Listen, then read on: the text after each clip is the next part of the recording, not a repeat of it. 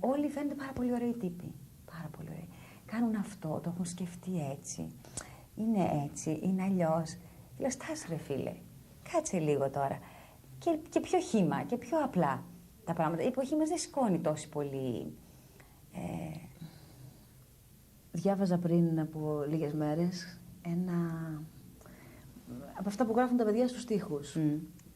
Και λέγε, με εκνευρίζουν οι άνθρωποι που κάνουν πως τα ξέρουν όλα, τη στιγμή που θίγουν εμάς που τα ξέρουμε. Λοιπόν, ήταν πάρα πολύ ωραίο. Μου έκανε εντύπωση. Ναι, το βλέπεις αυτό. Βλέπεις ανθρώπους που προσπαθούν να δείξουν ό,τι ξέρουν και δεν ξέρουν. Και αυτό διαμίας. Αλλά και αυτό ακόμα εγώ το θεωρώ πάρα πολύ συγνωστό. Δηλαδή έχω αρχίσει να είμαι πολύ μες στη λογική του ότι μετά τα 25 οι άνθρωποι αποχαιρετιόμαστε. Και πρέπει να βγάλουμε τον καλύτερό μας σε αυτό, πρέπει να βάλουμε τα καλά μας, να έρθουμε και να δείξουμε ό,τι καλύτερο διαθέτουμε. Εγώ νομίζω όχι, ότι δεν είναι θέμα να δείξουμε, είναι ότι όσο περνάει ο καιρός, καταλαβαίνεις ότι εδώ είναι η Ρόδος, εδώ είναι το πείδημα, ότι η ζωή φεύγει, ότι αυτή είναι, ότι δεν μπορούμε να πούμε ότι θα ήθελα να ζήσω σε μια άλλη εποχή, με άλλους ανθρώπους, να ήμουν άλλη, να ήμουν εκείνο. Οι κύβοι έχουν όλοι ρηφθεί, εσύ πρέπει με αυτά που έχεις και γίνεται μια εγρήγορση και γίνεται μια και η ζωή ανοίγεται και αρχίζει η πραγματική ζωή. Δηλαδή γύρω εκεί στα 30 νομίζω ότι γίνεται αυτό το πράγμα. Πριν υπάρχει κάποια μαλθακότητα, κάτι γίνεται. Και εκεί, εδώ είναι, αυτά είναι τα πράγματα. Με αυτά έχουμε να κάνουμε.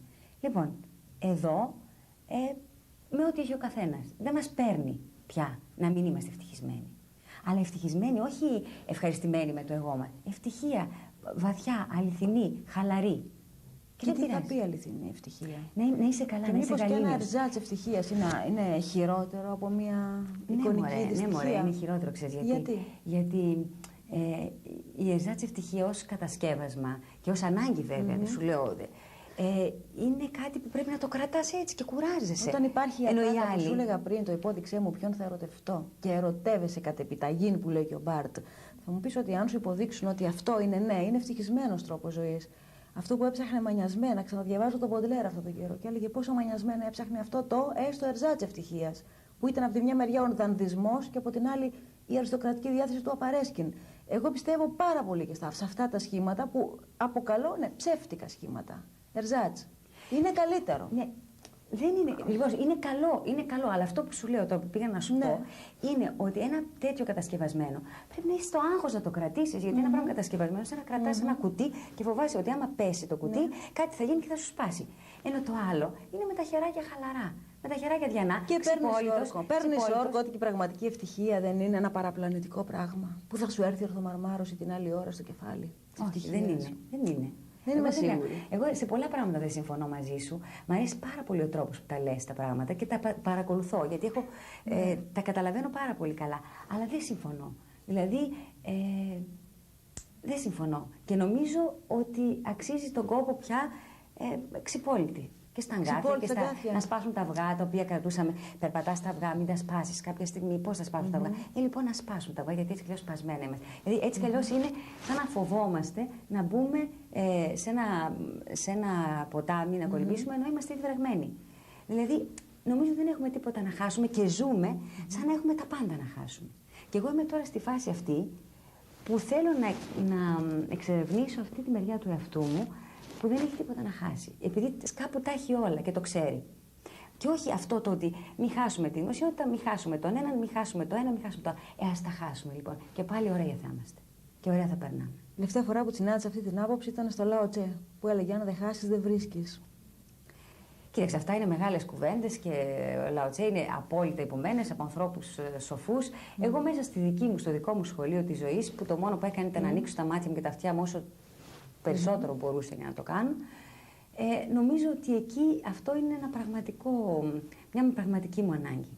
Γιατί πολύ καιρό κρατούσα τα γυαλικά της μαμάς μου μη σπάσουνε και πολύ καιρό πατούσα στα αυγά με τις μύτες για να μην σπάσουνε. Και τώρα λέω, τι ωραία που είναι. Είναι δυνατόν να βρούμε χωρίς απώλειες? Δεν γίνεται, γι' αυτό λέω. Θα σπάσουν τα αυγά. Αλλά μέσα στον κρόκο του σπασμένο και στην ομελέτα κάτι. Έχω μεγαλώσει και βαριέμαι να σπάσω τώρα τα αυγά. Δεν θέλω. Εσύ ναι, θέλω τα γυαλικά της μαμάς αγκαλίτσα. Εσύ τα κρατάς. Κοίταξε, Είναι ωραίο ότι τα κρατάς με τόση χάρη αυτά τα πράγματα και τόσο πείσμα μάλλον. Και τόσο τα κρατάς και τα θες. Δηλαδή δεν ξέρω, ακόμα και ένα τραπέζι που είναι στρωμένο με ένα υπέροχο τραπεζομάντιλο και έχει ένα καλό κρασί, ας πούμε. Κάτι καλό να πιω, και ας μην είναι βευκλικό κατά ανάγκη.